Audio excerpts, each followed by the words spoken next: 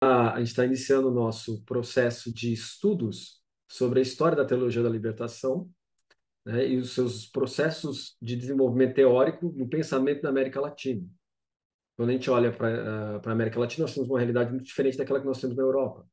E as discussões que começaram a surgir a partir do uma fase um pouco anterior ao Concílio Vaticano II, levaram ao Concílio Vaticano II, aos teólogos iniciados na Europa, e os teólogos da América Latina perceberam que a realidade e as discussões pertinentes à América Latina não tinham a ver com as realidades e discussões pertinentes ao contexto europeu. E aí houve uma reformulação do pensamento teológico em função da desigualdade social, em função de uma teoria econômica que fundamenta as desigualdades do sistema e as injustiças do sistema capitalista que foi desenvolvido na América Latina. Mas eu não sou a pessoa mais indicada para falar sobre isso, porque eu estou começando ainda meus estudos. Nós temos aqui o nosso professor, doutor Jung Mo-sung. Não é esse jeito que fala em coreano, mas eu estou adaptando para... E, para vocês terem uma ideia, eu estava me formando no colégio técnico e ele já era doutor nisso. Então, em 94, já estava com a tese de doutorado sobre essa matéria, né? Então, eu vou passar para ele, porque não tenho muito o que falar, eu também estou estudando sobre isso, e passo, então, a palavra a um dos meus mestres, eu considero ele meu mestre, porque eu fico lendo os livros dele, né? E muito do pensamento dele faz parte já do meu pensamento, que é o professor Jung Mossum. Bom, obrigado, Plínio. Obrigado à turma que está assistindo aqui e o convite de estar compartilhando um pouco o estudo da teologia da libertação em diálogo com uma comunidade budista. Isso é uma coisa nova. Eu já falei de teologia da libertação para marxistas ateus, para pessoas do mundo ocidente, não religioso e tal. Agora, falar sobre teologia de libertação para uma comunidade budista, acho que vai ser interessante.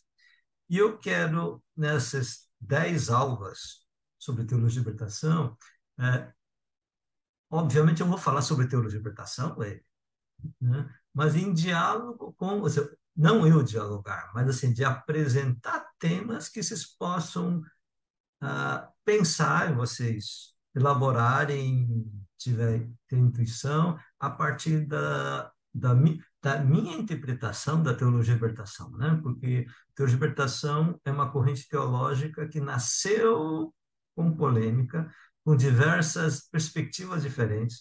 Por exemplo, o Papa Francisco, quando ele assumiu o papado, né, quando era cardeal, e começa falando dos pobres, etc. Então o pessoal começa, nossa, o Papa é da libertação.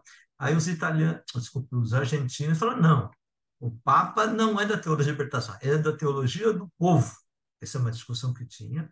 E o pessoal diz, não, mas a teologia do povo era da parte da teologia da libertação. Então, para dizer assim, você tem um movimento teológico grande, aí você tem as diversas perspectivas, correntes internas, etc. Então, em todo caso, eu acho que é bom um, é um prazer poder dialogar com isso. Então, nessa primeira sessão, eu vou trabalhar um pouco o contexto histórico da teologia de libertação e tentar entender por que é que teologia de libertação, na década de final de 60 e no início de 70, surge esse movimento bastante grande da teologia de libertação. Caiu do céu? Não, não caiu do céu. A gente precisa contextualizar. Agora, o que gerou impacto? Para a pessoa começar a dizer, não, essa teologia de libertação tem uma história, não sei das quantas. Né? Porque, de repente, o cristianismo, ou as igrejas cristãs, no mundo de uma forma geral, mas particularmente na América Latina, começam a tratar um tema que não é comum, não era normal, que era o tema do pobre. E não para dizer que o pobre vai para o inferno, ou que as pessoas boas da igreja têm que cuidar, têm que ajudar os pobres. Assim como nós estamos tendo crise, o problema da chuva que teve, né, e muita gente em dificuldade agora, e o pessoal precisa ajudar, precisa, né, ser solidário e ajudar. Então, essa discussão sempre esteve presente na igreja né? Mais ou menos, sempre em época de crise, a igreja aparece, não, nós, como pessoas boas, precisamos ajudar. O que a novidade aparece com a teologia de libertação é que a pobreza, ou os pobres, e o sofrimento dos pobres se tornou centro da discussão, né? Antes, o importante da teologia era aprender sobre Deus, como Deus se revela na igreja, e depois estudar as doutrinas da igreja, as práticas, a ética, e daí depois a gente ia aplicar isso na vida. E no finzinho, se tiver alguma coisa, só tivesse tempo em época de crise, a gente chegava e falava dos pobres. Não era o centro, era algo bem periférico. Essa é uma coisa muito semelhante da teologia, desculpe, do budismo, né? O budismo coloca no centro da discussão, do ensinamento, as famosas verdades, as quatro verdades, o tema do sofrimento e do sofrimento das pessoas que sofrem, né? Tem pessoas que sofrem um pouquinho, não tem grandes problemas na vida, então não se preocupa com a discussão do sofrimento. A religião, na época da Índia, o sofrimento não era o tema central. Teologicamente ou doutrinariamente, você tinha outras questões, assim como o cristianismo. Então, eu acho que mostramos essa semelhança não doutrinária, nem de experiência histórica, mas tem alguma coisa próxima, o que permite a gente dialogar com grupos diferentes. Essa é a coisa. Então, agora, ponto dois, tentar historicizar. Né? A teologia de libertação faz parte de um processo histórico do Ocidente que tem certas coisas originais que vai desenvolvendo e algumas coisas específicas da América Latina da década de 60, 70. Então, eu queria começar com isso. Então, primeiro, por exemplo, a teologia da libertação foi um intento de fazer uma pequena ou uma grande reforma no cristianismo. Então, por exemplo, na Igreja Católica, que era grande parte do cristianismo na América Latina, a comunidade de base era a tentativa de uma reforma interna da Igreja Católica, onde a Igreja não teria uma função como tinha antes, mas uma outra função, um outro lugar social, etc. Então, foi um intento de uma reforma, tanto que elabora novo tipo de teologia, novo tipo de padre, novo tipo de freiras, etc. Então, se a gente pegar em termos de reforma, então, alguém pode dizer, então tá, você está falando da reforma protestante. Antes da reforma protestante, na Europa, o cristianismo teve uma grande reforma, um intento de reforma, que é das ordens mendicantes. O mais conhecido é São Francisco.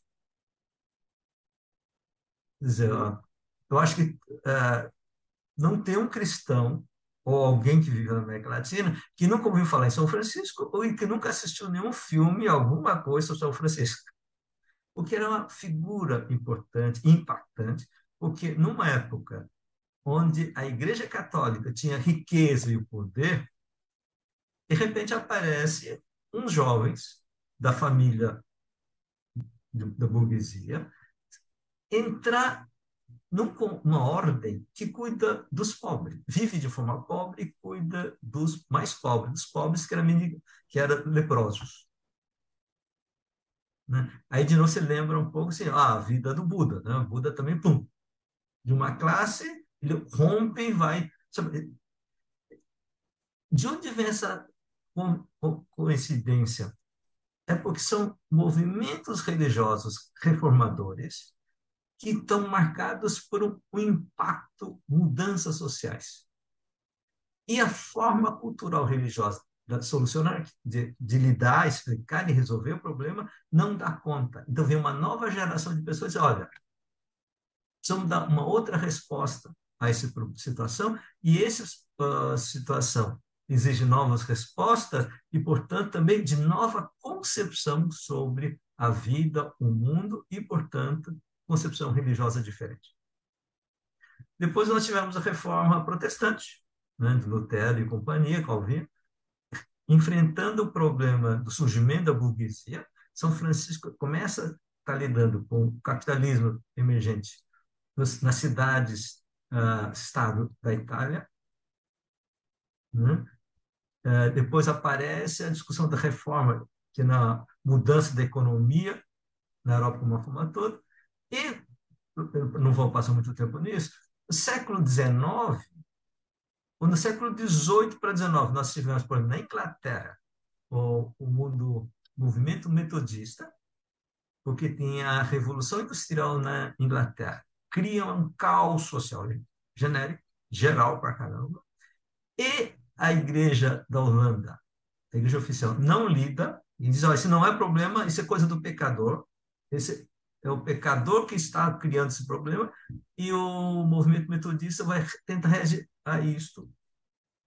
E no século XIX, na França e na Itália, onde eram lugares mais católicos, que a Revolução Industrial chega tardio, mais tarde na Inglaterra, começa a ter uma mudança impacta a vida das pessoas e a cidade são lotados de pobres que vão sair do campo, vão para lá, e aí vem a reação dos padres e freiras que vão cuidar. Então aparece o surgimento de congregações de ordens que trabalham com problemas sociais. Então surgem hospitais, escolas públicas, escolas para pobres, orfanatos, resolvendo os problemas. Faz parte desse processo. E no século XX, na América Latina, a Revolução Industrial chega tarde, chega em torno de 50 e 60.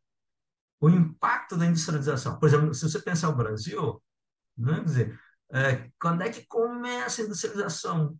Com a siderurgia nacional, siderúrgica nacional, que é 50, que base na industrialização. Começa a industrialização, 60, aí tem uma mudança na economia, o Brasil começa a exportar produtos agrícolas. E para exportar a grande quantidade, você tem um processo de monocultura. Isso significa o quê?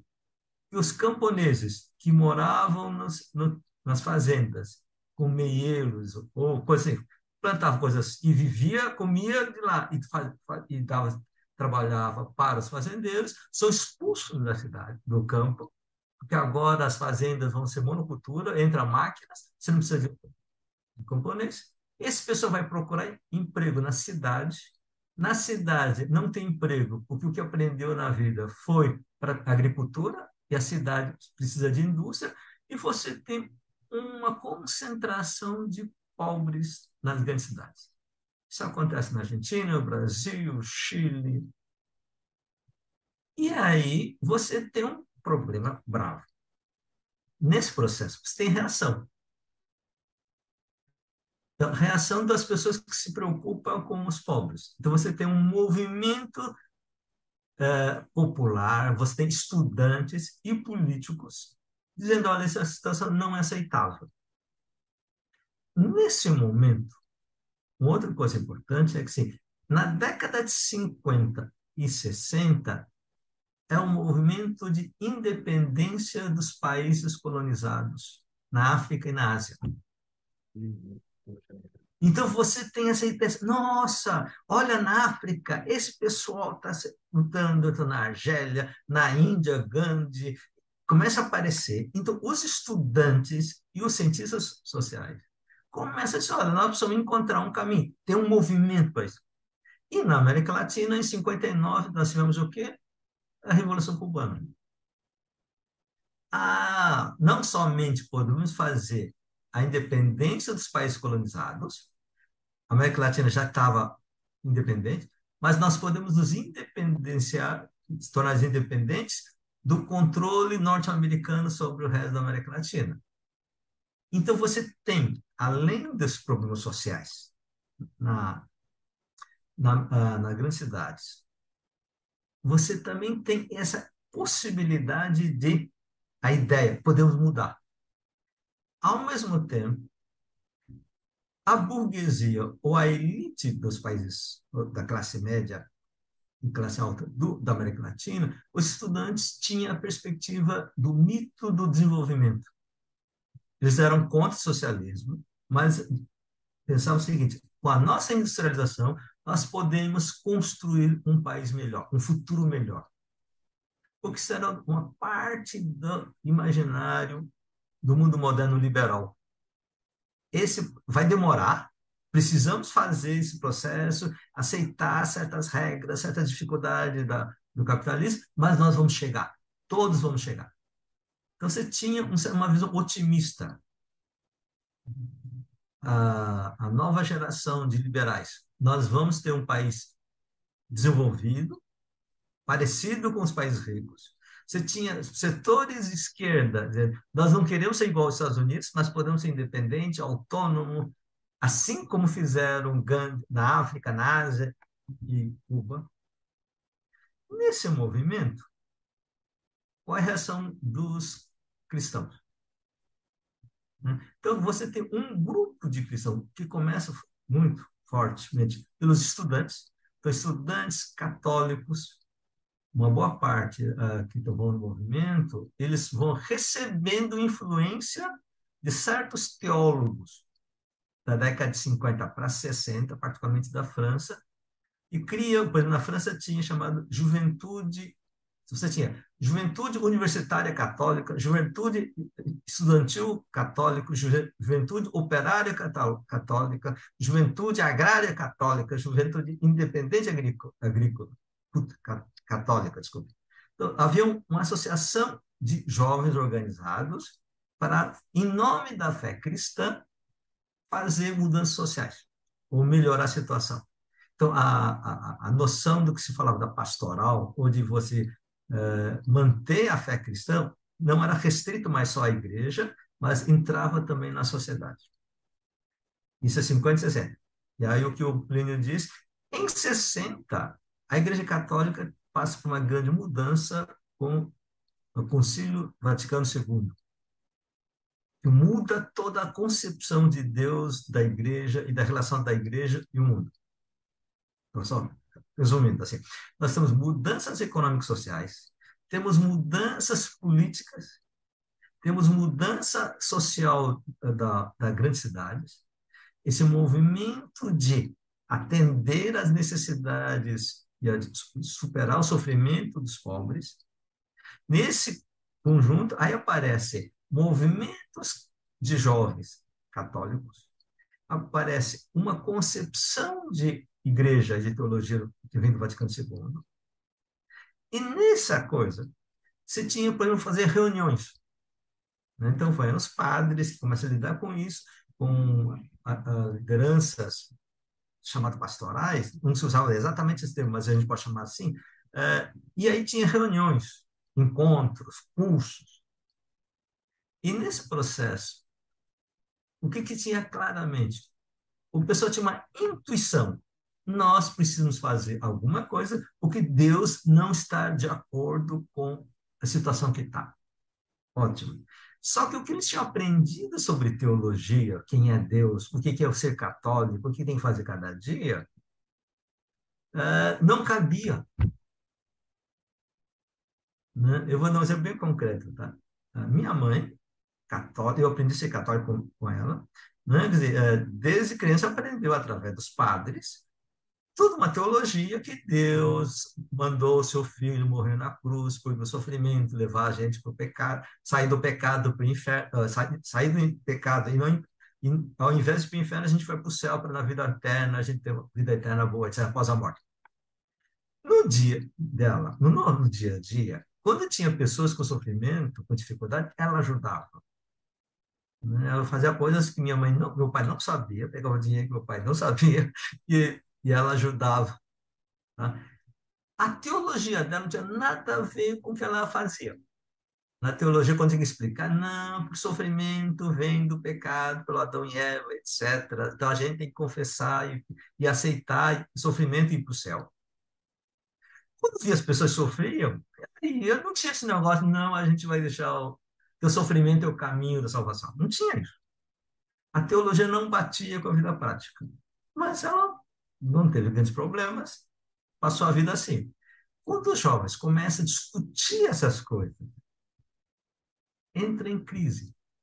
E começa a falar, eu não aceito mais que a igreja diga que Deus quer que as pessoas sofram. Quando os padres começam, não, mas assim, olha, a gente não conhece o caminho de Deus, etc. Qual a reação que o jovem tinha? Padres, igreja assim, eu não quero, eu vou virar ateu. Então, você começa um movimento de jovens ateus na América Latina, não por uma questão filosófica que vem da Europa, mas de uma reação. Não, entre um Deus que diz que esse sofrimento que Deus exige e a minha experiência diz isso está errado, eu tenho que ajudar as pessoas, eu prefiro ser ateu e fazer isso do que manter essa fé e entrar nessa contradição. Nesse processo, começa a pessoa dizendo assim para os padres, teólogos, nos dê uma outra teologia.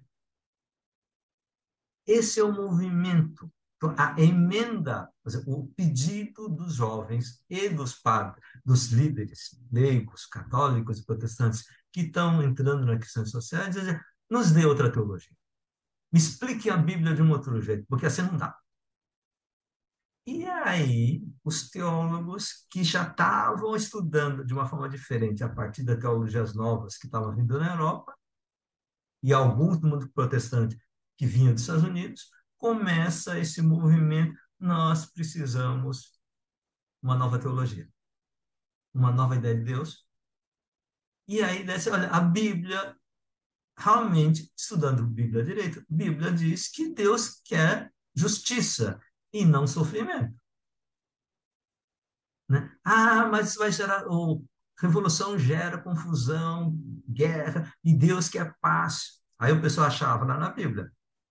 Não, a paz é resultado da justiça. Uma paz que não tem a ver com justiça social não é a paz que Deus quer. Então não me venha dizer que não posso fazer revolução porque isso vai contra a paz. Não, a paz é resultado da justiça e justiça vem da mudança social e na época, na década de 60, o que se falava? Revolução. Então você tinha essa lógica. Então começa o surgimento de um grupo de teólogos, os principais teólogos tinham já estudado na Europa ou nos Estados Unidos, os protestantes estudavam nos Estados Unidos, né? E os católicos na Europa. E aí começam, usando teorias da Europa e Estados Unidos, seja da filosofia, das ciências sociais ou da teologia, começa a reelaborar as ideias sobre Deus, o problema da pobreza e as lutas sociais. Então, é este contexto em que aparece a teologia de libertação. Né? A teologia de libertação, as pessoas dizem assim, a teologia da esperança, quem fez? Ah, Bultmann. Como Bultmann fez? Ah, ele pegou o conceito de esperança de quem? Do Ernest Bloch. E ele, a partir da teologia dele, reorganiza. Então, você tem claro quem, onde, como desenvolveu tal teologia. Aí o pessoal perguntava para o teólogos de libertação, quem é o autor da teologia de libertação? Ah, não tem. Ah, tem três, quatro mais conhecidos, mas não tá. Ah, qual foi o conceito que veio? Ah, não dá para dizer do qual. Não, porque é um processo histórico que surge, etc. Deu para localizar um pouco? Opa! Oi? Caiu. Nossa, deve ser por causa da chuva, né? Mandar mensagem para ele.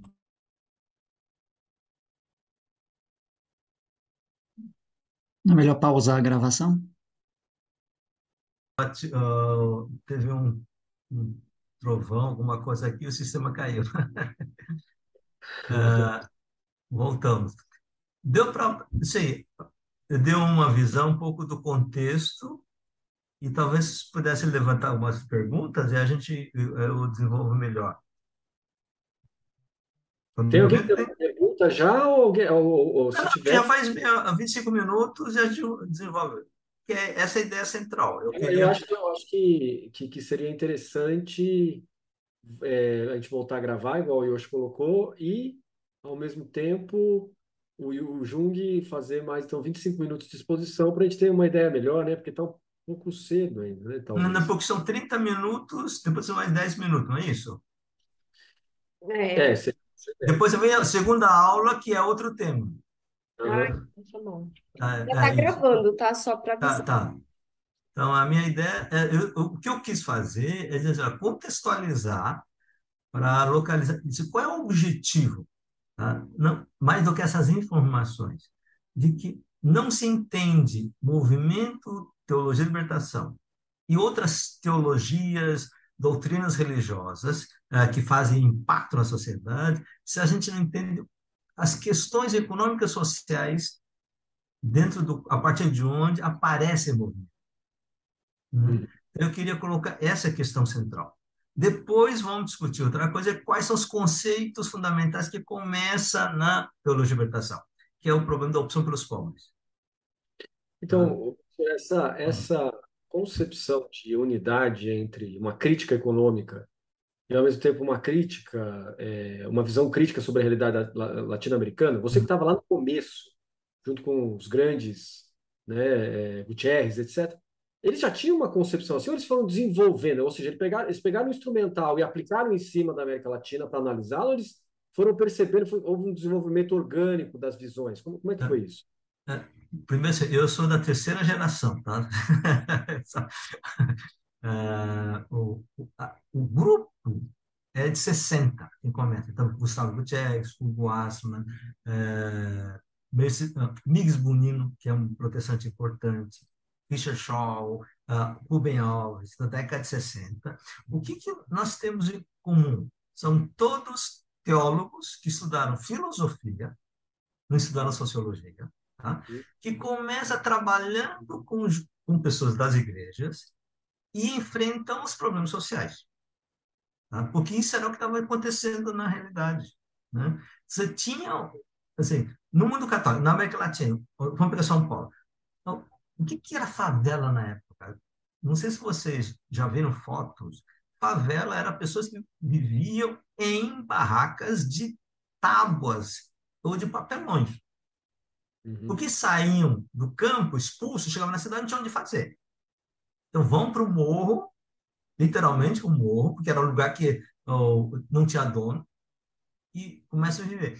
E aí, freiras e padres que começam a enxergar esse problema, começam a chegar próximo. E começa, então, principalmente freiras, que vão trabalhar com pobres, né? Nesse processo, você tem a conversa, não, mas é da vontade de Deus. Aí tá. Se a pessoa diz, é da vontade de Deus, não faz nada. Então as pessoas dizem, não, não pode. Porque isso faz parte, principalmente das freiras. Os padres podem ficar só com o discurso. As freiras, fundamentalmente, aquilo que foi no século XIX, quando surgem freiras, congregações religiosas que vão trabalhar com o povo, nascem do problemas sociais. Órfãos, doentes, né? E aí, esse pessoal vai trabalhar com eles. Ao trabalhar, as conversas religiosas não batem, tá? Isso vai criando um movimento. Agora, então, tem uma raiva. Isso está errado. E nesse lugar, nesse momento também está acontecendo a Revolução Cubana, está aparecendo a independência dos países, e aparece a história de como eram explorados, oprimidos. E o novo discurso da Igreja Católica dizendo que não, Deus não é assim, o Vaticano II. Do parte protestante, você tem, eu que não falei aqui, começando no século XX, há um movimento na Europa, e particularmente nos Estados Unidos, chamado Evangelho Social, que foi muito forte no Canadá e na região dos Estados Unidos, parte de Nova York. E são estudantes, teólogos que vão discutir, não, a gente tem que ler o evangelho de um outro jeito. O evangelho diz que Jesus cuida dos pobres. A gente precisa ajudar nisso. Uhum. A novidade de 80, 90 é que só teologia não dava. As pessoas, não, isso não dá conta. Lia a Bíblia, ótimo, mas o contato com jovens que estudavam ciências sociais modernas nas universidades, da importância disso. Por exemplo, Gustavo Gutierrez, ele era assessor da JUC, da Juventude Universitária Católica. Uhum. E aí ele estuda na França, volta, quando vai trabalhar os jovens, tudo bem, mas olha, como é que a gente já sabe com isso? Eu vou dar um outro exemplo. Oh, existe uma teologia chamada teologia da missão integral, que não é na linha da teologia de libertação, mas também da década de 70, vai que trabalha com os pobres. Ele era um pastor equadoriano ou colombiano, uma das coisas. Ele foi para os Estados Unidos, fez doutorado, volta, e quando ele vai trabalhar com jovens adultos, jovens da universidade, para ensinar a Bíblia, do movimento bíblico, eles têm que enfrentar as perguntas, problemas sociais dos universitários. Então, o professor dizia assim: e vocês, protestantes, o que vocês falam dessa crise da pobreza? E não, nós falamos da salvação da alma. Não quero saber disso, eu quero saber o que vocês têm para fazer. E aí os jovens vão trazer isso para ele. Ah, ah, falei o nome, agora acabei perdendo. O assessor lá, o Missão Integral, que era. Gutierrez. Ah, não, não, Não, não, não, não, missão integral é um. eu volto, eu vou, vai tudo bem. E aí ele retoma essa discussão. E ele tinha já também discutido na juventude, na adolescência. E ele vai, então, articular as questões sociais e a fé cristã. É, recentemente faleceu. É o Padilha? Não. Isso, René Padilha, obrigado, René Padilha. Então, essa tensão entre as perguntas novas e as respostas da Bíblia e da teologia que não dá conta é que vai gerar essa necessidade de resposta. E isso leva tempo. Tá? Então, o primeiro artigo pequeno do Gustavo Gutierrez é de 69. Tá? O Warsman, ele começou a fazer essas questões sociais, teológicas, na década de 60, trabalhando com universitários. Depois o bispo manda ele estudar em Roma para evitar problemas, que já tinha ditadura militar, e o bispo era conservador, e estuda teologia lá nessa perspectiva. Aí o bispo diz: não precisa voltar, fique lá estudando mais. Aí ele vai para a Alemanha, estuda com Adorno, sociologia. Depois ele dá aula na faculdade lá de teologia em Frankfurt. E lá ele começa a elaborar as teorias que ele já tinha discutido na década de 60 no Brasil, passando pela teologia e pela escola de Frankfurt, com Adorno. Ele vai elaborar, fazer aulas teológicas, teologia política, lá na Alemanha. Aí os alunos dizem para ele: você precisa escrever, você botar isso num livro. Aí ele vem para o Brasil, depois vai para participar, chegam os militares, ditadura brasileira cai fora, e passa 7 meses no Uruguai, com Juan Luís II, e escreve um pequeno texto, umas 70 páginas, que vai ser depois ampliado com outro livro importante que chama Teologia a partir da Prática de Libertação, que são os dois principais livros do surgimento da teologia de libertação. Então, não existe uma coisa tão clara onde é que está. É nesse processo, vai e vem, vai e vem, e é nos encontros com militantes, com estudantes, com padres, que vão trazendo perguntas. Mas você não dá conta, como é que você faz isso, como é que faz aquilo? Eles vão respondendo. Então, a teologia da libertação surge como resposta às perguntas e os problemas surgidos das práticas concretas. Né? Nesse sentido, por exemplo, na tradição budista, na forma humanista, de libertação ou engajado, você também tem que dizer como surge.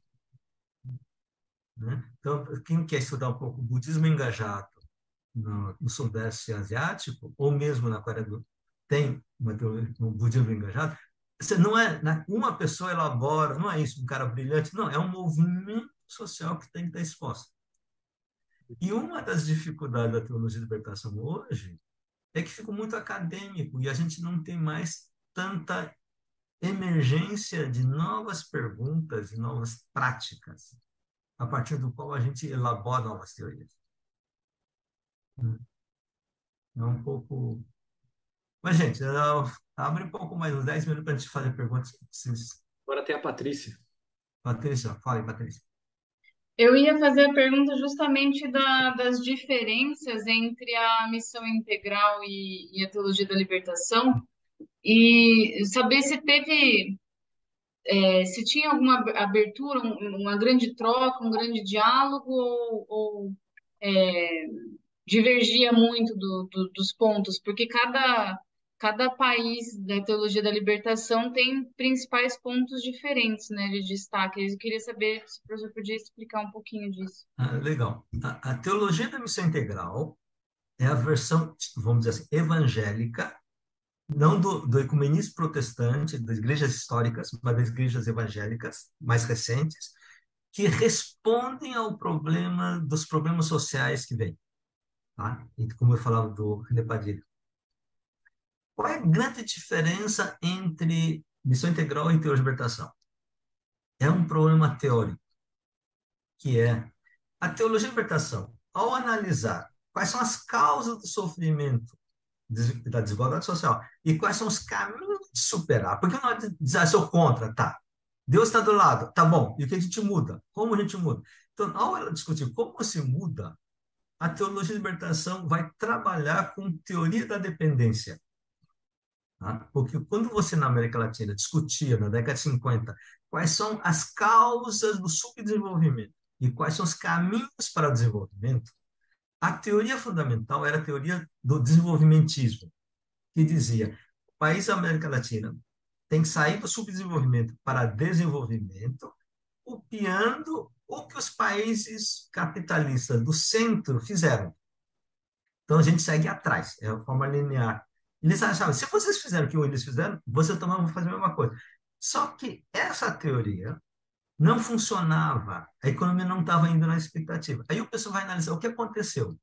Então vem uma teoria crítica à teoria do desenvolvimento. E diz, não dá, porque os países da América Latina são dependentes. Os países ricos que já tomaram lugar não dão espaço para os países subdesenvolvidos subir. É como se tem um livro que saiu, um coreano da Inglaterra, que foi assim, os países desenvolvidos, eles constroem escada para subir, depois jogam a escada para os outros não subir mais. Então, nesse modelo não vai dar. Então, na época 50, 60, tinha essa teoria da dependência.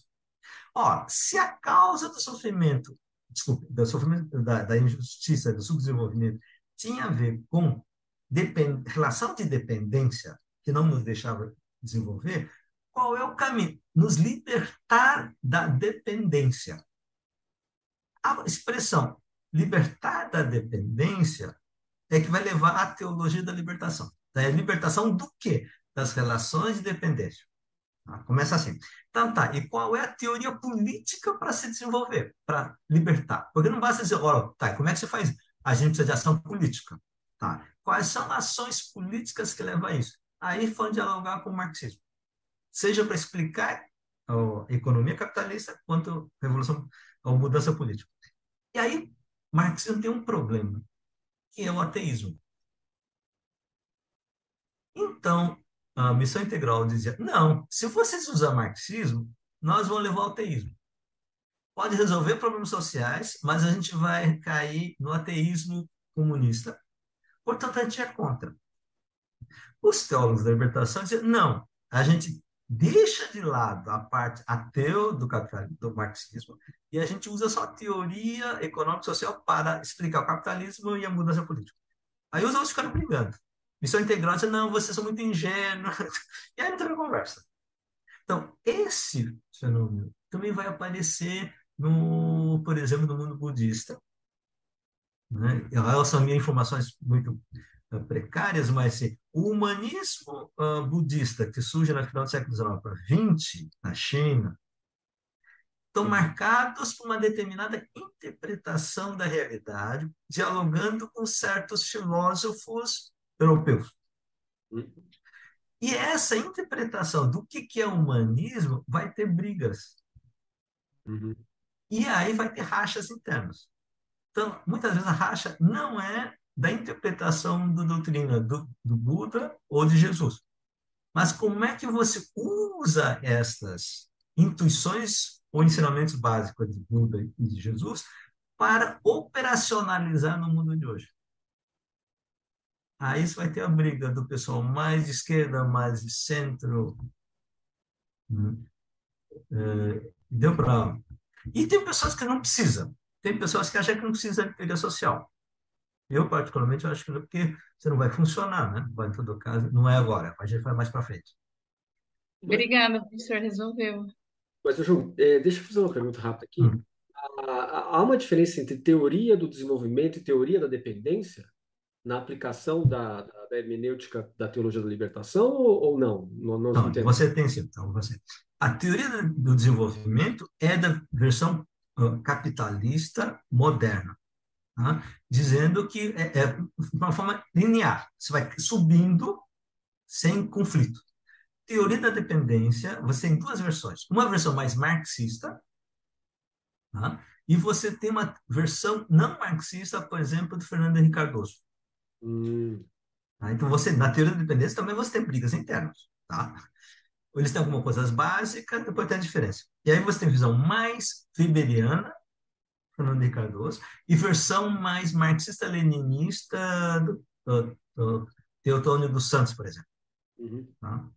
A teologia da libertação, quando vai discutir qual é o caminho, qual é a causa da injustiça, usa a teoria da dependência da versão marxista, não ok. da versão de Fernando Henrique Cardoso.